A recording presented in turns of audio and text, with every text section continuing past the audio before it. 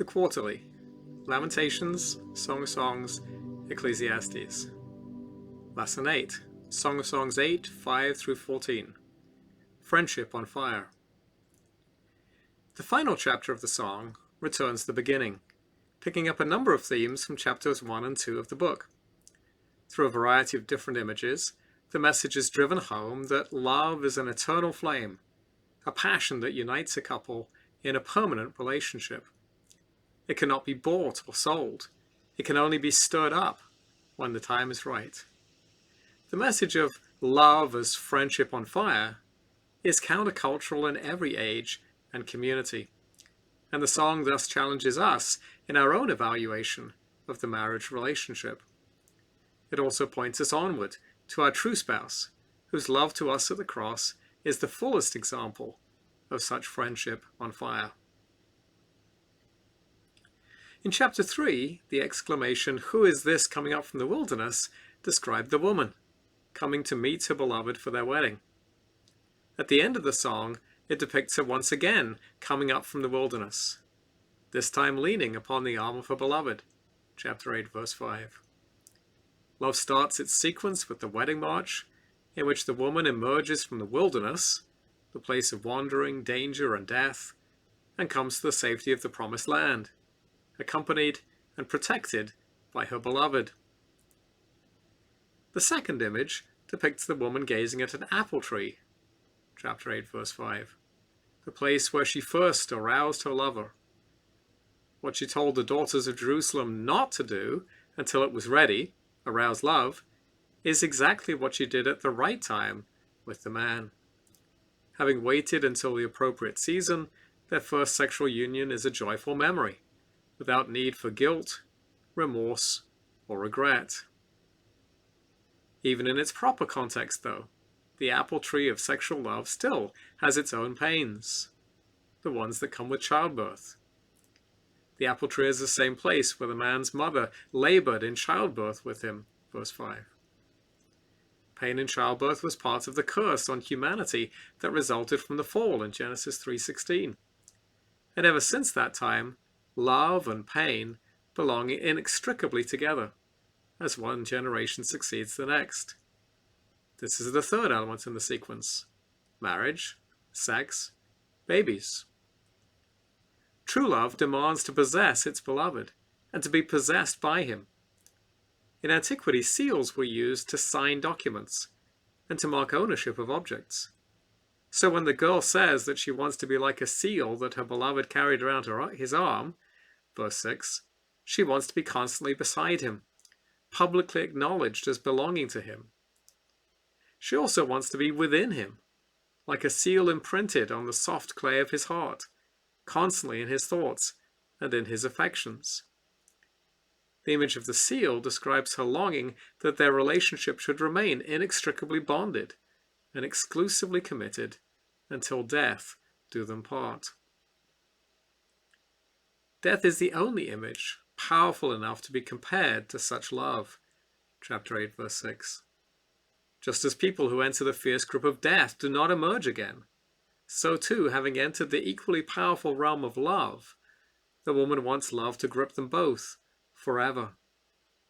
She wants their relationship to remain exclusive and unique, as relentless in its single-minded jealousy as the grave. We usually think of jealousy as a negative emotion, a refusal to share something that ought to be shared. Yet some things in life are not meant to be shared. Marriage is one of those things. You belong uniquely to the other person, and they belong to you. No one else should know your struggles in the way that your spouse does.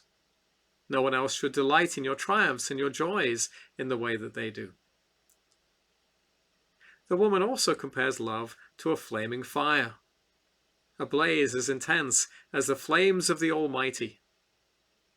Married love is not merely a comfortable companionship.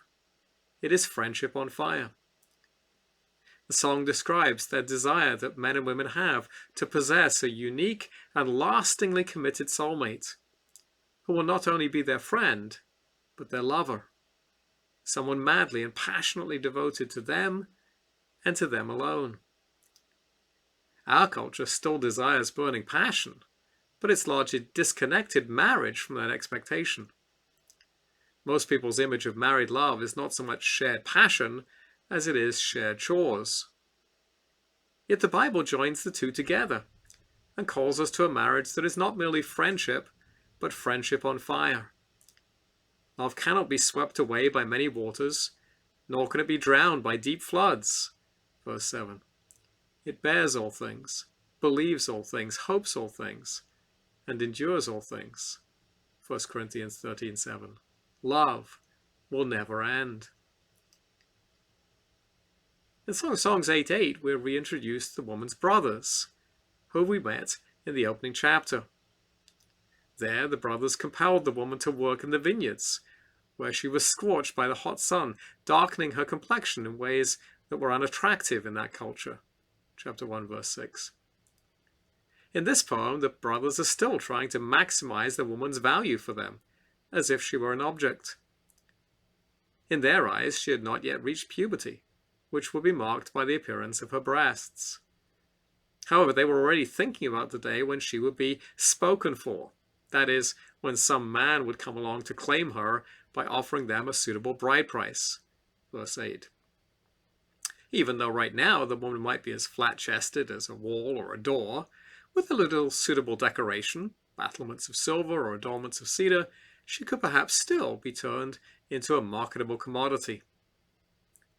The woman scorns the brothers' efforts, however, declaring that she is a wall with breasts like towers. Verse 9.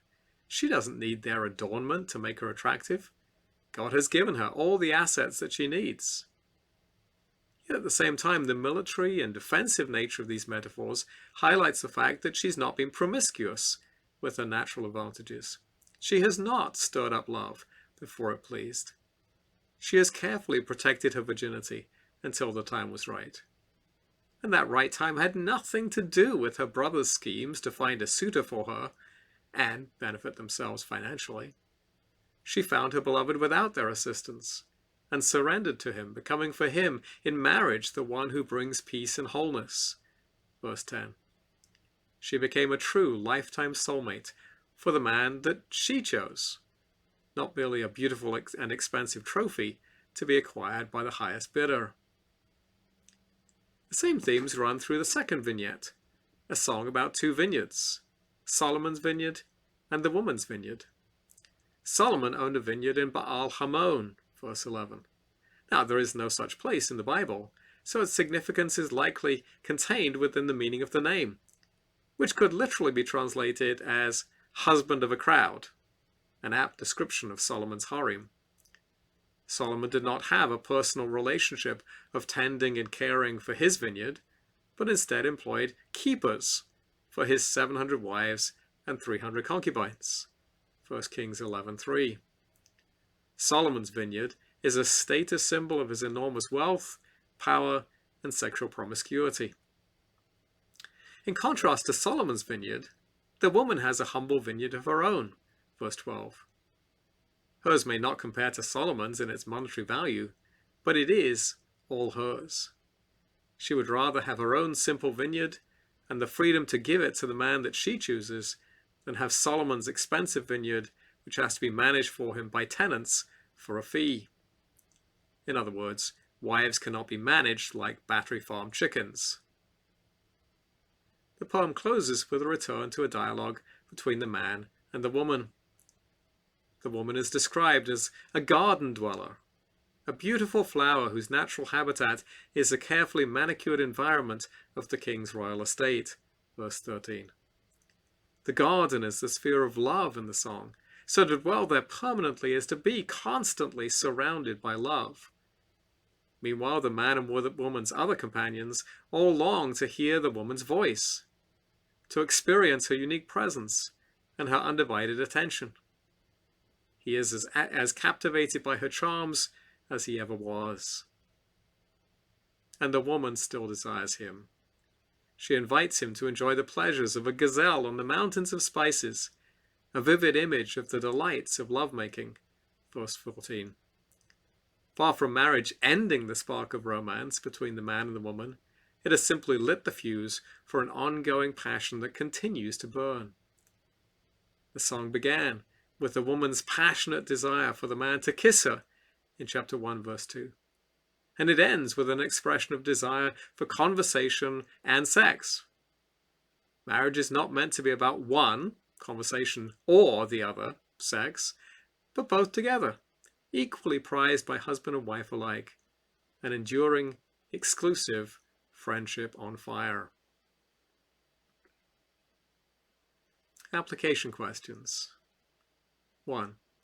Why is it important to understand the power of love in marriage? 2.